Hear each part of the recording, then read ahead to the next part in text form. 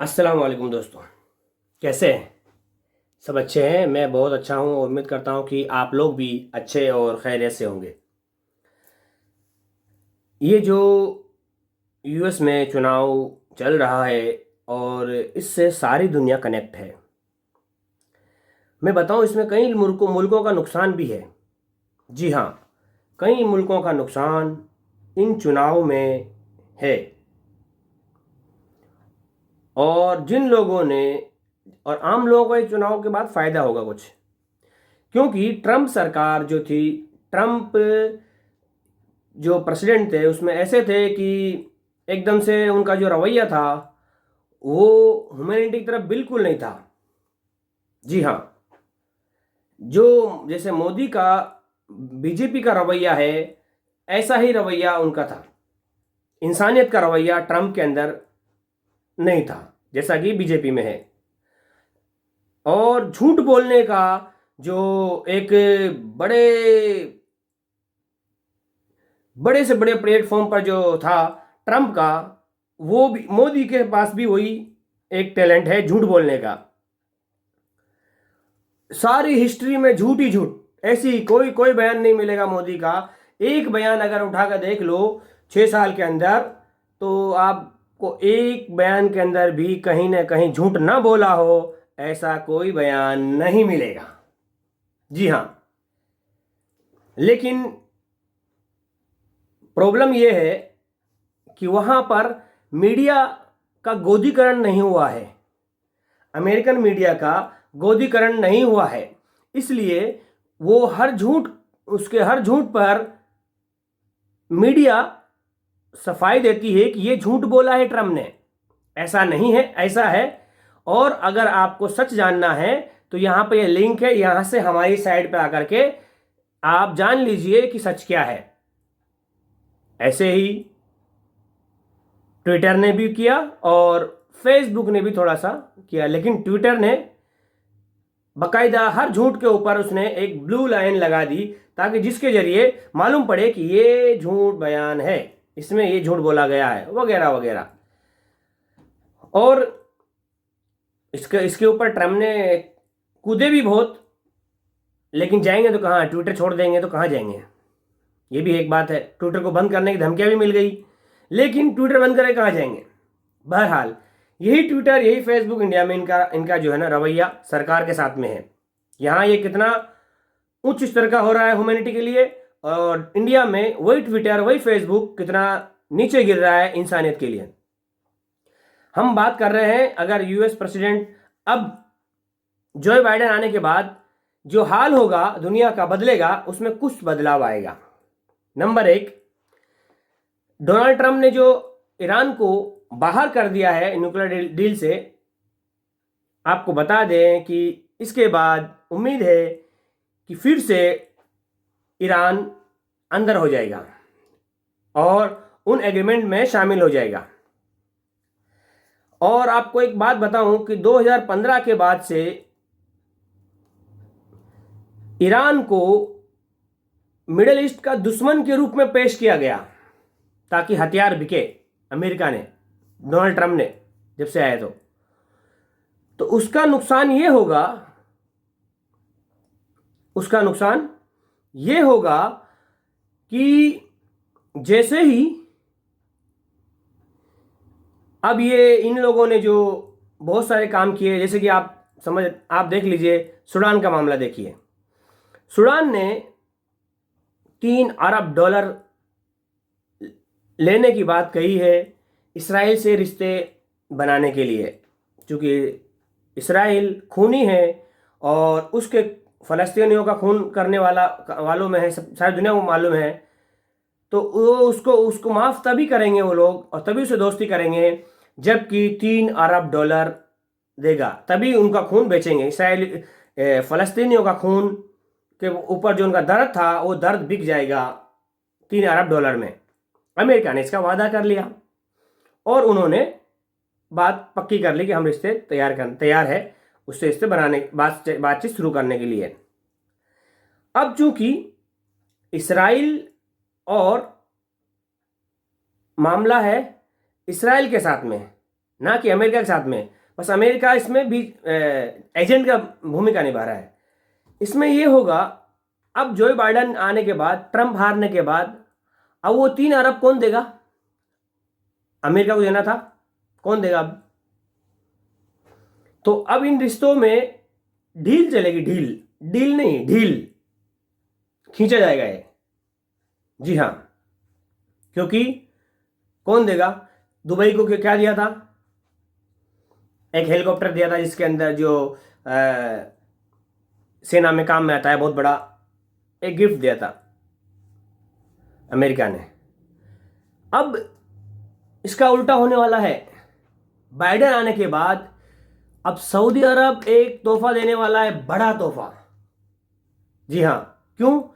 क्योंकि सब लोगों की जो दोस्ती थी मिडिल ईस्ट की, ट्रंप के साथ, खास तौर से सऊदी अरब की बहुत अच्छी थी, मोहम्मद बिन सलमान की। अब ये दोस्ती जो है ना, चूंकि बाइडेन जो है ना वो ह्यूमैनिटी वाला आदमी है, इंसानियत वाला आदमी है। अब उसके साथ कैसे करेंगे? अब उसको एक गिफ्ट देंगे। पहले ही ऐलान कर दिया था कि प्रेसिडेंट चुनाव के बाद हम एक गिफ्ट देने वाले हैं। वो गिफ्ट कौन सा होगा? लंदन के और इसराइल के अखबारों के अनुसार वो गिफ्ट है इसराइल के साथ रिश्ते बनाने का। जी हाँ, उन्होंने भी फ़लस्तीनियों के खून को बेचने का वादा कर लिया है कि हम बेच देंगे। लेकिन अब ये जो गल्फ में, ये अरब कंट्रियों में ईरान को दुश्मन के रूप में एक, आप ये समझ लीजिए कि ये जो है ना एक प्रोजेक्ट किया हुआ है, इनविजिबल दुश्मन है नहीं। आप 5 साल के अंदर देख लीजिए, कभी कोई हमला किया है ईरान ने किसी अरब मुल्क पर? किसी के ऊपर नहीं किया है। लेकिन अमेरिका ने इसको ऐसा डेकोर किया है, ये फिजिकल नहीं है, इनविजिबल है। ये किसी को नहीं मालूम, खाली अमेरिका को मालूम है। और ताकि इन देशों में जो अरब जो अमीर देश है, इनको हथियार बेच करके इनसे वसूला जा सके और इनको अपनी सेना भेज करके उससे पैसा खींचा जा सके। अमेरिका ने ये चाल चली। लेकिन अब इन सब का क्या होगा इसके बाद? लेकिन जो डील हुई है, जो एग्रीमेंट साइन हुए हैं, वो तो बरकरार रहेंगे। हाँ, लेकिन ह्यूमैनिटी में फ़र्क आएगा। जैसे कि आप जानते हैं कि इंडिया के मामले में भी बहुत सारी चीज़ें ऐसी हुई है जो डोनाल्ड ट्रंप के ज़माने में पर्सनली मोदी की दोस्ती डोनाल्ड ट्रंप से हुई है पर्सनली। लेकिन अगर आप भारत की उसके मामले में बोले कि भारत की इकोनॉमी के मामले में, भारत के किसी ग्रेड के मामले में, तो उसमें भारत को कोई ख़ास फ़ायदा नहीं हुआ है सिवाय नुकसान के। ईरान से जो तेल आता था भारत में, जो सबसे सस्ता तेल था, वो ट्रंप के एक बोलने से बंद कर दिया भारत ने, जिसकी वजह से भारत को अरबों का नुकसान हुआ है, अरबों डॉलर का नुकसान हुआ है। तो वो तो नुकसान भारत का ही हुआ ना, वो तो अमेरिका का नुकसान नहीं हुआ, ना वो ईरान का हुआ। ठीक है, ईरान का माल नहीं बिक रहा है, लेकिन भारत का तो बड़ा नुकसान हुआ ना, कि जो सस्ती चीज़ें महंगे में जहाँ से ले रहे हैं वहीं से लेनी पड़ेगी, सस्ते में नहीं ले सकते। दूसरा, कई जगहों से भारत को पीछे कर दिया है, कई चीज़ों से, चाहे बात चल रही है आगे, लेकिन कई चीज़ों से पीछे कर दिया है। आप अगर देखेंगे तो ये सारा जो ट्रंप राज में हुआ है, और कई मरतबा अभी ट्रंप ने मोदी को झूठा भी कहा है। तो ऐसे ये जो है, हालांकि भारत सरकार ने भारतीय लोगों पर खर्च नहीं करके कोरोना के ज़माने में ट्रंप पर खर्च किया। अगर ये 125 करोड़ अगर भारतीयों पे खर्च हो जाते तो कितने हॉस्पिटल बन सकते थे ना। लेकिन नहीं, ट्रंप को जिताना है, ट्रंप को लाना है, इसके लिए जो है ना ट्रंप पर खर्च किया। उसके बाद, जैसा कि मैं पिछली वीडियो में बता चुका हूँ, उसके बाद उससे पहले 2018 में जो अमेरिकन जो भारतीय लोग हैं, जो भारत के वासी थे, वहाँ जाके बस गए, वहाँ के हो गए, वो लोग मूल निवासी भारत है।